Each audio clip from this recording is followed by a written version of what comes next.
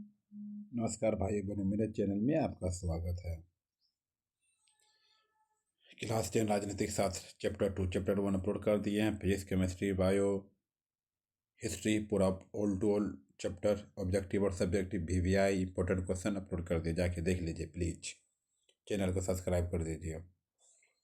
चलिए चालू करते हैं।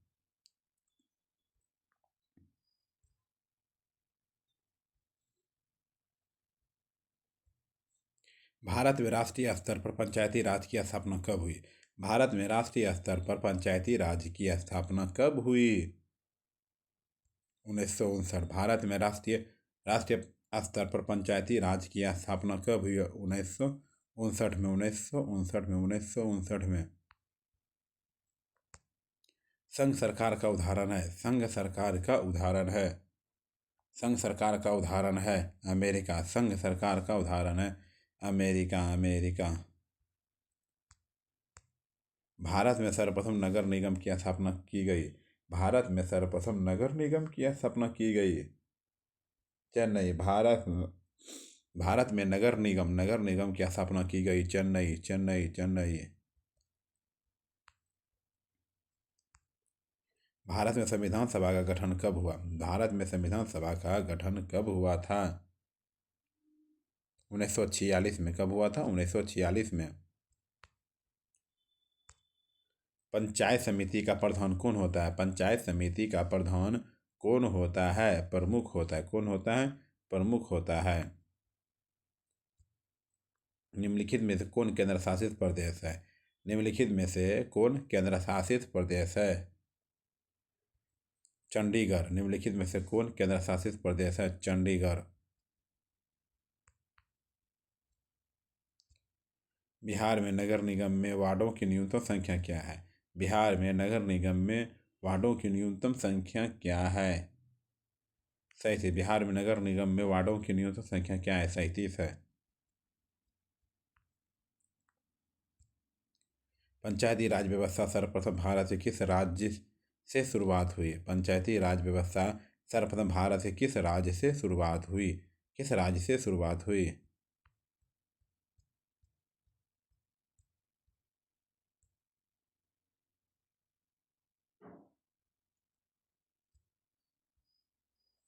राजस्थान। राजस्थान। राजस्थान।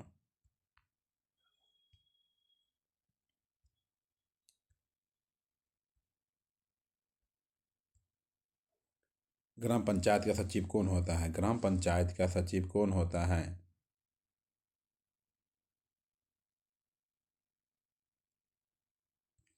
उप मुखिया। ग्राम पंचायत का सचिव कौन होता है? नहीं नहीं, उप मुखिया नहीं होगा, पंचायत सचिव होगा। क्या होगा? पंचायत सचिव होगा। संघीय व्यवस्था में सरकार होती है। संघीय व्यवस्था में सरकार होती है।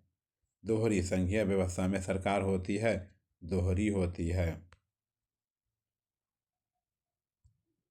भारत संविधान में अधिकारों की सूचियां हैं। भारत संविधान में अधिकारों की सूचियां हैं। 3 है। भारत संविधान अधिकारों की सूचियां हैं, 3 है।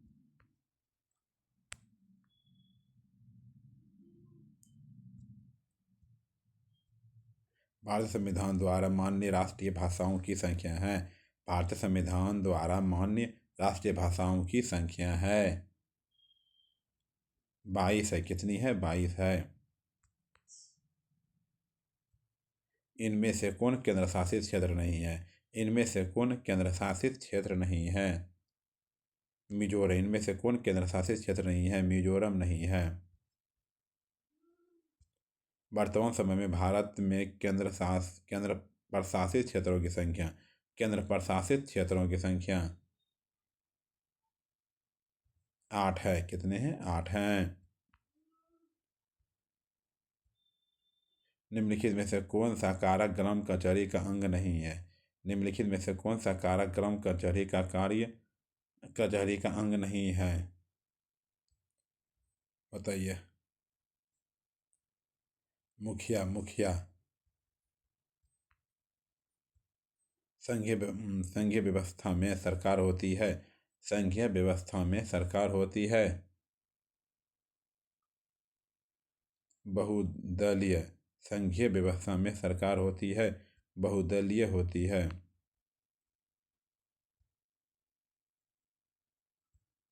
बिहार में स्थानीय निकायों के चुनाव में महिलाओं के लिए आरक्षण का प्रावधान है। बिहार की स्थानीय निकायों के चुनाव में महिलाओं के लिए आरक्षण की प्रावधान है। 50%, 50%, 50%। वर्तमान समय में विश्व के करीब कितने देशों की संघात्मक शासन प्रणाली लागू है? वर्तमान समय में विश्व के करीब कितने देशों में संघात्मक शासन प्रणाली लागू है? 25 है। क्या है? 25 है। बिहार में कितनी आबादी पर पंचायत समिति के एक सदस्य को चुने जाने का प्रावधान है? बिहार में कितनी आबादी पर पंचायत समिति के एक सदस्य को चुने जाने का प्रावधान है? चुने जाने का प्रावधान है 5000।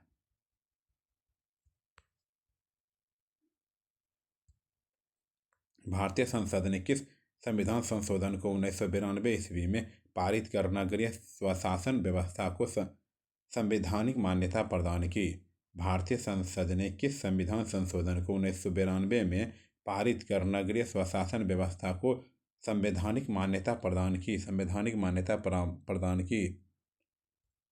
74वां।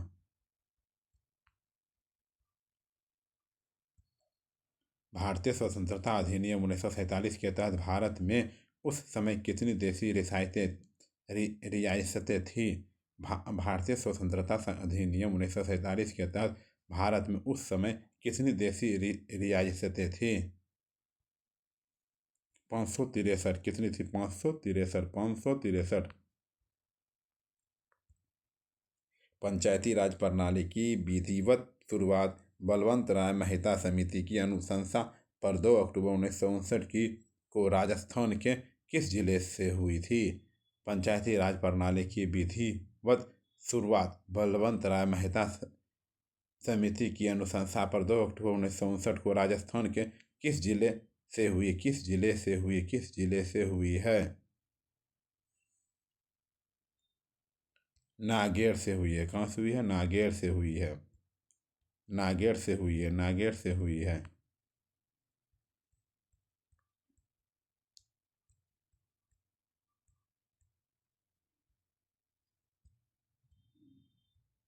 संघ राज्य की विशेषता नहीं है। संघ राज्य की विशेषता नहीं है। बताइए। संघ राज्य की विशेषता नहीं है। एकहरी शासन व्यवस्था। एकहरी शासन व्यवस्था। एकहरी शासन व्यवस्था। बिहार में पंचायती राज का स्वरूप कैसा है? बिहार में पंचायती राज का स्वरूप कैसा है? 24 नंबर बताइए। त्रिस्तरीय। बिहार में पंचायती राज का स्वरूप कैसा है? त्रिस्तरीय है। त्रिस्तरीय है। किसी राज्य के नाम एवं सीमा में परिवर्तन करने का अधिकार किसके पास है?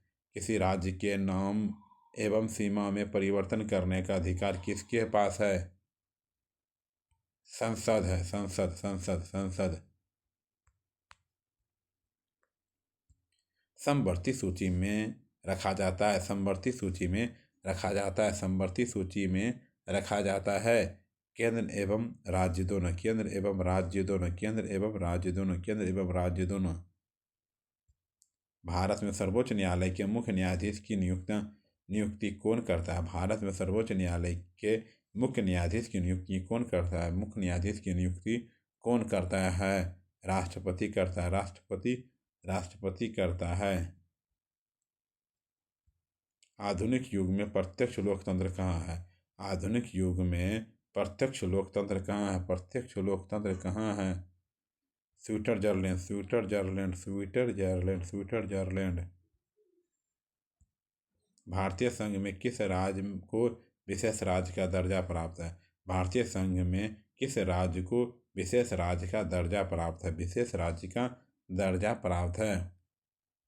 जम्मू कश्मीर। जम्मू कश्मीर। जम्मू कश्मीर। भारत में योजना आयोग का गठन कब किया गया? भारत में योजना आयोग का गठन कब किया? भारत में योजना आयोग का गठन कब किया गया? 15 मार्च 1950। 15 मार्च 1950। भारत में योजना आयोग का गठन कब किया गया? 15 मार्च 1950। 15 मार्च 1950। न्याय मित्र निम्नलिखित में से किस संस्था का सेवक है? न्याय मित्र निम्नलिखित में से किस संस्था का सेवक, किस संस्था का सेवक है? बताइए। ग्राम कचहरी, ग्राम कचहरी, ग्राम कचहरी। भारतीय शासन प्रणाली है, भारतीय शासन प्रणाली है, अर्धसंघात्मक है। भारतीय शासन प्रणाली है, अर्धसंघात्मक है, अर्धसंघात्मक है। निम्न में कौन सा पंचायती राज के त्रिस्तरीय संरचना का भाग नहीं है? निम्न में कौन सा पंचायती राज के त्रिस्तरीय संरचना का भाग नहीं, त्रिस्तरीय संरचना का भाग नहीं है? राज्य परिषद, राज्य परिषद, राज्य परिषद, राज्य परिषद। 1953 में गठित राज्य पुनर्गठन आयोग के अध्यक्ष कौन थे? 1953 में गठित राज्य पुनर्गठन आयोग के अध्यक्ष कौन थे? पुनर्गठन आयोग के अध्यक्ष कौन थे? फजल अली, फजल अली, फजल अली, फजल अली, फजल अली। नगर निगम के निर्वाचित प्रधान को कहा जाता है? नगर निगम के निर्वाचित प्रधान को कहा जाता है? महापौर कहा जाता है, महापौर कहा जाता है, महापौर कहा जाता है। बिहार की पंचायती राज संस्थाएं होती है, बिहार की पंचायती राज संस्थाएं होती है, बिहार की पंचायती राज संस्थाएं होती है। त्रिस्तरीय, बिहार की पंचायती राज संस्थाएं होती है, त्रिस्तरीय होती, क्या होती? त्रिस्तरीय होती है। भारतीय संविधान का 73वां संशोधन निम्न में से किससे संबंधित है? भारतीय संविधान का 73वां संशोधन निम्न में से किससे संबंधित है? किससे संबंधित है? पंचायती राज, किससे? पंचायती राज से। किससे संबंधित है? पंचायती राज से संबंधित है। निम्न में से स्थानीय स्वशासन की सबसे धरातलीय संस्था कौन सी है? निम्न में से स्थानीय स्वशासन की सबसे धरातलीय संस्था कौन सी है? ग्राम पंचायत, ग्राम पंचायत, ग्राम पंचायत, ग्राम पंचायत। ग्रामीण क्षेत्र से शहरी क्षेत्र में परिवर्तित होने वाले स्थानों में स्थापित होती है। ग्रामीण क्षेत्र में शहरी क्षेत्रों में परिवर्तित होने वाले स्थानों को स्थापित होती है। नगर पंचायत, नगर पंचायत।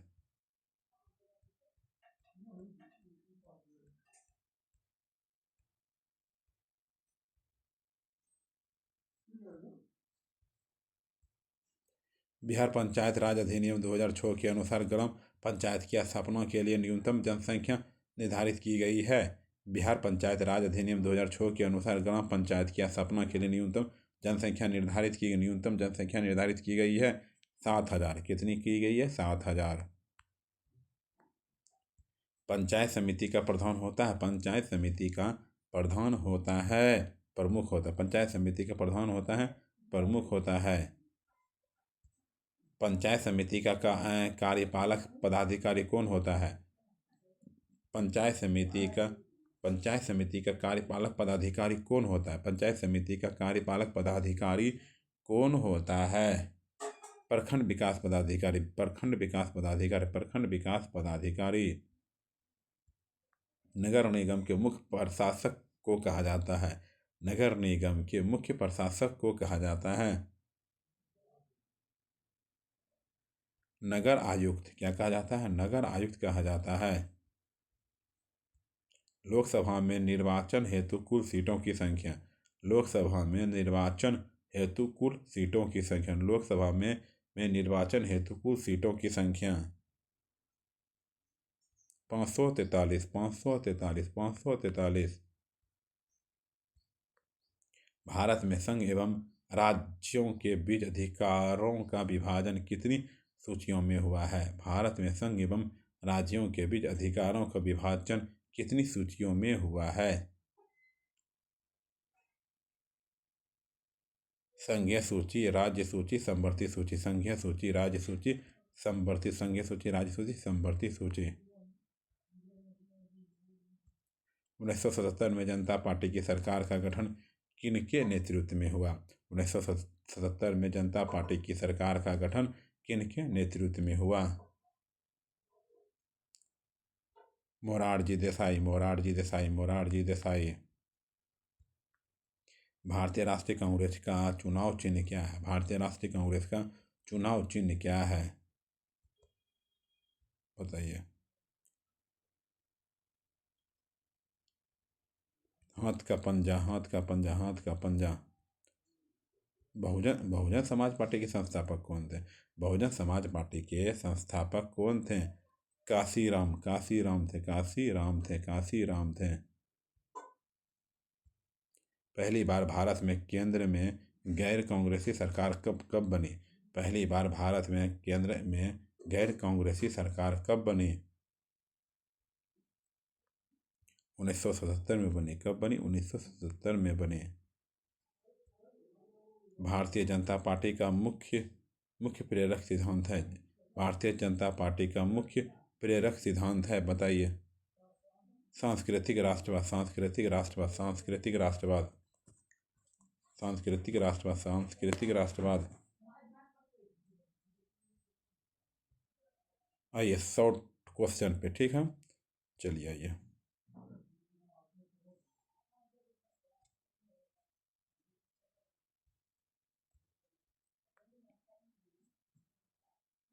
धर्मनिरपेक्षता से आप क्या समझते हैं? देखिए क्वेश्चन पूछा गया है, धर्मनिरपेक्षता से आप क्या समझते हैं?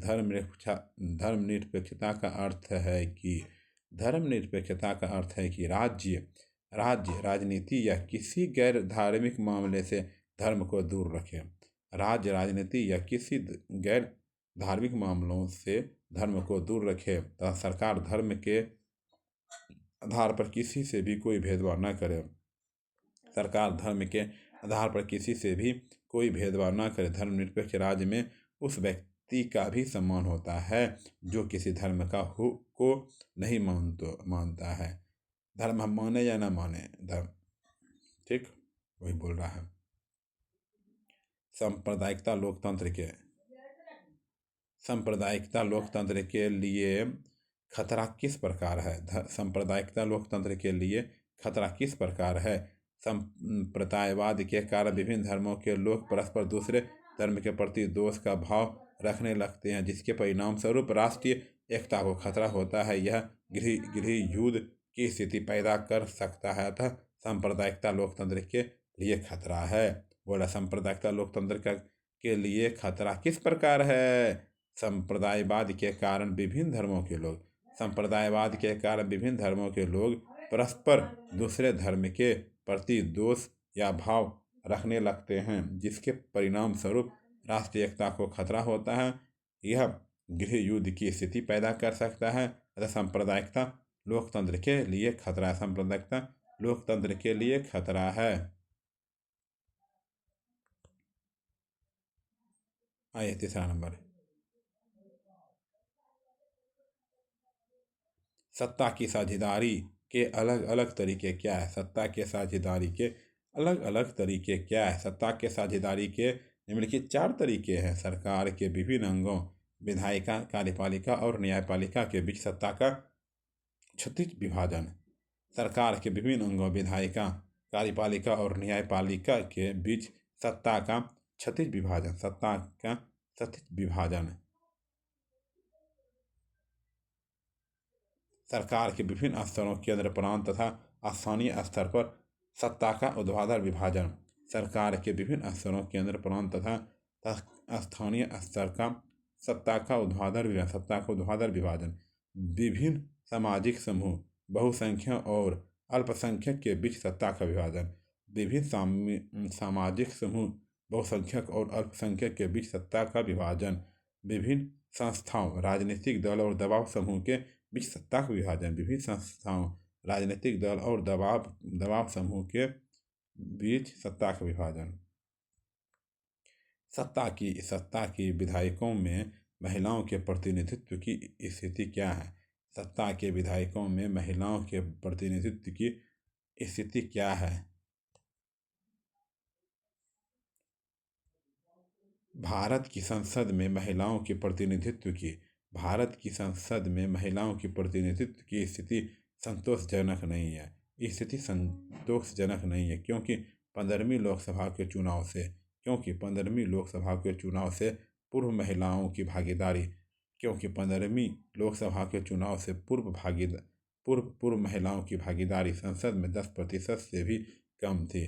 पूर्व महिलाओं की भागीदारी संसद से भी 10% से भी कम थी।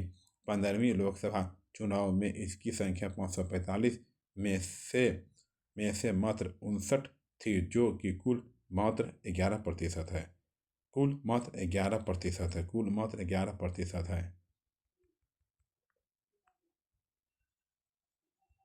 ग्राम पंचायत किन्हीं दो कार्यों का वर्णन करें। ग्राम पंचायत किन्हीं दो कार्यों का वर्णन करें। ग्राम पंचायत के दो कार्य निम्नलिखित हैं।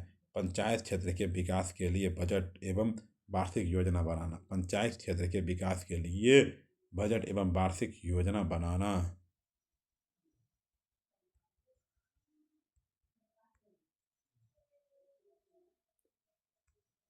प्राकृतिक आपदा में सहयोग। सामुदायिक कार्यों में सहयोग। संघीय शासन की दो विशेषताएं बताएं। संघीय शासन की विशेषताएं: लिखित संविधान, संविधान की सर्वोच्चता।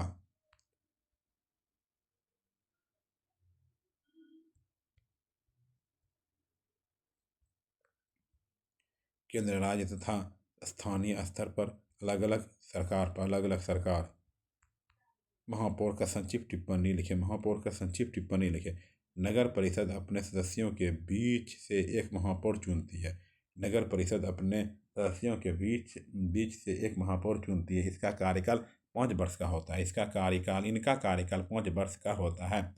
महापौर नगर परिषद का सभापति होता है। महापौर जो है नगर परिषद का सभापति होता है तथा निगम की बैठकों की अध्यक्षता करता है।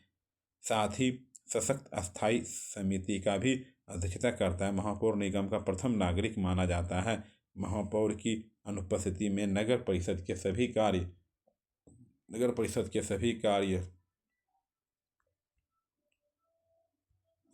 कार्य भार महापौर संपादन करते हैं।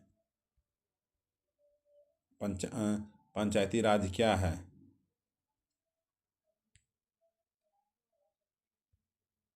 एक नंबर गलती से लिखा है 18 नंबर से। पंचायती राज क्या है? पंचायती राज क्या है? पंचायती राज व्यवस्था की शुरुआत 2 अक्टूबर 1859 ईस्वी में राजस्थान के नागौर जिले से शुरू हुई। पंचायती राज व्यवस्था की शुरुआत 2 अक्टूबर 1959 ईस्वी को राजस्थान के नागौर जिले से हुई है। पंचायती राज व्यवस्था का स्वरूप त्रिस्तरीय है। इसमें सत्ता को पंचायती स्तर पर, प्रखंड स्तर पर एवं जिला स्तर पर विभाजित कर दिया जाता है। इसमें सत्ता को पंचायती स्तर पर, प्रखंड स्तर पर एवं जिला स्तर पर विभाजित कर दिया जाता है।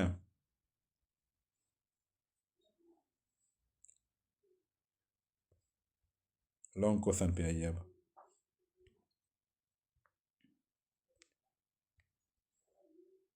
नगर निगम के प्रमुख कार्यों का वर्णन करते हैं। कितना बार पूछा है? 11 में, 15 में, 18, 20 में, 21 में। 5 बार। नगर निगम के प्रमुख कार्यों का वर्णन करें। नगर निगम के निम्नलिखित कार्य हैं। सड़कों और नालियों का निर्माण एवं रख रखाव करना। शुद्ध जल का प्रबंध करना।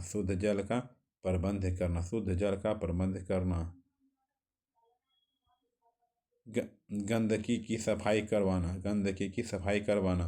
मानव एवं पशुओं के लिए अस्पतालों का निर्माण एवं संचालन करना। आपदा से सुरक्षा।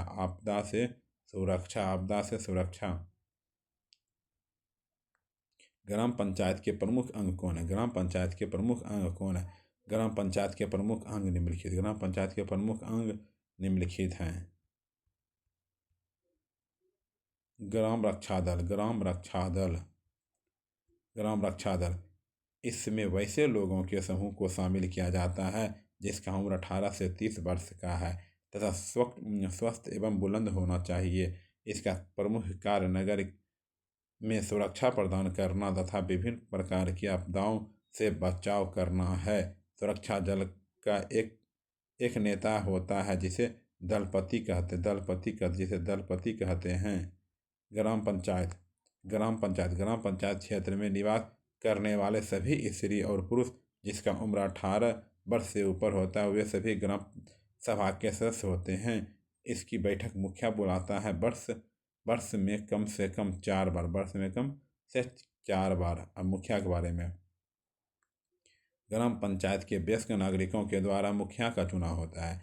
ग्राम पंचायत के वयस्क नागरिकों के द्वारा मुखिया का चुनाव होता है। यह ग्राम सभा का अध्यक्षता करता है। इसका कार्यकाल 5 वर्षों का होता है।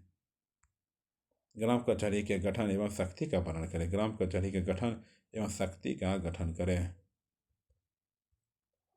प्रत्येक ग्राम पंचायत के न्यायिक कार्यों को संपन्न करने के लिए एक ग्राम कचहरी का गठन किया जाता है।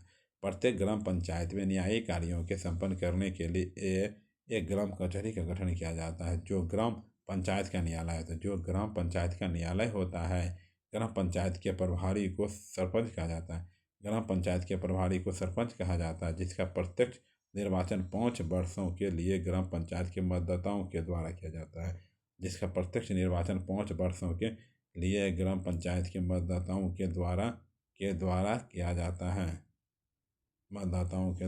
जाता है।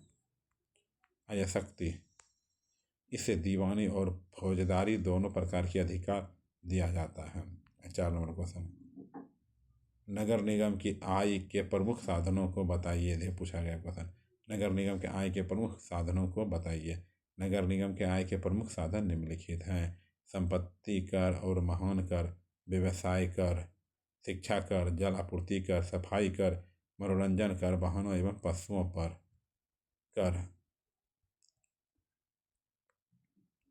विज्ञापन कर, रिक्शा घोड़ा गाड़ी पर कर, बाजारों में बिक्री के लिए लाई गई वस्तुओं पर कर, सरकार से प्राप्त अनुदान का कर।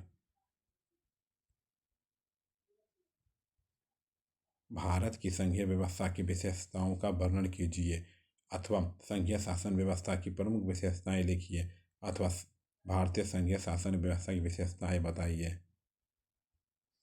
भारत की संघीय व्यवस्था की विशेषताएं निम्नलिखित हैं: लिखित संविधान संघात्मक सरकार का एक अनिवार्य लक्षण है। लिखित संविधान होने से केंद्र और राज्यों को कार्य क्षेत्र स्पष्ट किया जा सकता है। संविधान में 395 अनुच्छेद, 22 भाग एवं 12 अनुसूचियां हैं।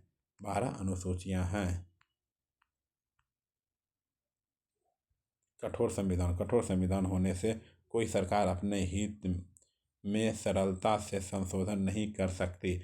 संविधान में संशोधन के लिए एक विशेष प्रक्रिया अपनाई जाती है जो संघीय सरकार के हित में हो।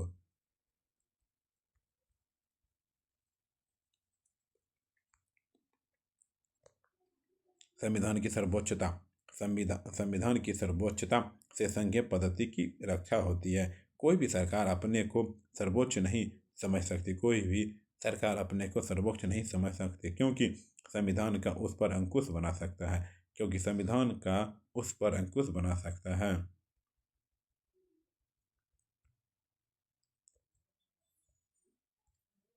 दोहरी शासन व्यवस्था, संघीय सरकार में संविधान द्वारा ही केंद्र और राज्य सरकार के बीच शक्तियों का विभाजन कर दिया जाता है। इससे दोनों सरकारें अपने अपने क्षेत्र में स्वतंत्रतापूर्वक कार्य करती रहती है। स्वतंत्र न्यायालय, संघीय सरकार के न्यायपालिका ही संविधान का संरक्षण होती है। केंद्र और राज्य सरकारों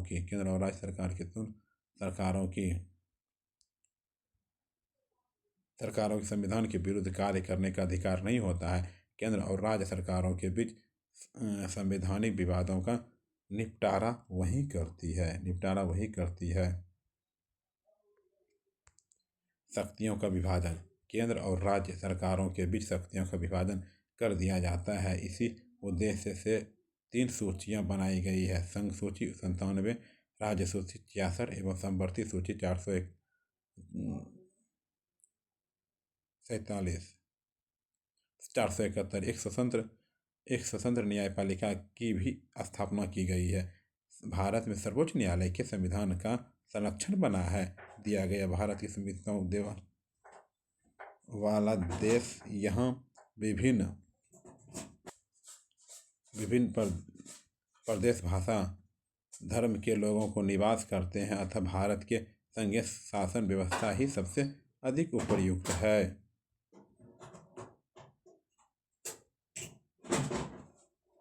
सत्ता की साझेदारी के अलग अलग तरीके क्या हैं? आधुनिक लोकतंत्र में सत्ता की साझेदारी के विभिन्न तरीके क्या हैं, वर्णन करें। सत्ता की साझेदारी के निम्नलिखित चार तरीके हैं। सरकार के विभिन्न अंगों, विधायिका, कार्यपालिका और न्यायपालिका के बीच सत्ता की क्षैतिज विभाजन। सरकार के विभिन्न स्तरों, केंद्र, प्रांत, स्थानीय स्तर पर सत्ता का ऊर्ध्वाधर विभाजन। ठीक। विभिन्न सामाजिक समूह, बहुसंख्यक और अल्पसंख्यक के बीच सत्ता का विभाजन। विभिन्न संस्थाएं, राजनीतिक दल और दबाव समूह के बीच का सत्ता का विभाजन। राजनीतिक दलों की प्रमुख चुनौतियां का उल्लेख करें, या वर्तमान भारत में राजनीतिक लोकतंत्र की कौन सी चुनौतियां हैं, अथवा भारतीय लोकतंत्र की चुनौतियों का वर्णन करें। पूछा गया क्वेश्चन।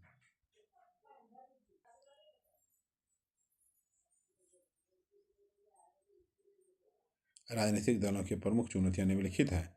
आंतरिक लोकतंत्र की कमी। अक्सर ऐसा देखा जाता है कि पार्टी के सभी लोगों के विचार एक दूसरे से नहीं मिलते हैं, जिसके कारण पार्टी के अंदर में लोकतंत्र की कमी देखी जाती है।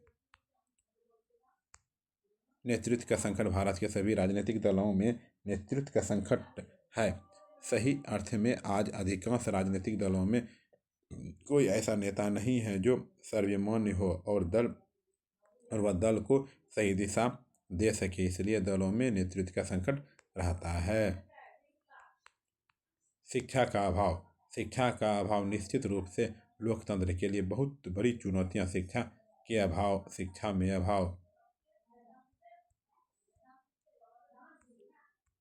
लोग अपने मताधिकार का सही प्रयोग नहीं कर पाते हैं, जिससे सही प्रतिनिधित्व चुनाव नहीं हो पाता। साथ ही और शिक्षित रहने वाले लोग अपने अधिकारों एवं कर्तव्यों को अनभिज्ञ रहते हैं, जिससे सत्ता में सबकी भागीदारी सुनिश्चित नहीं हो पाती और लोकतंत्र कमजोर हो जाता है। आतंकवाद के बारे में।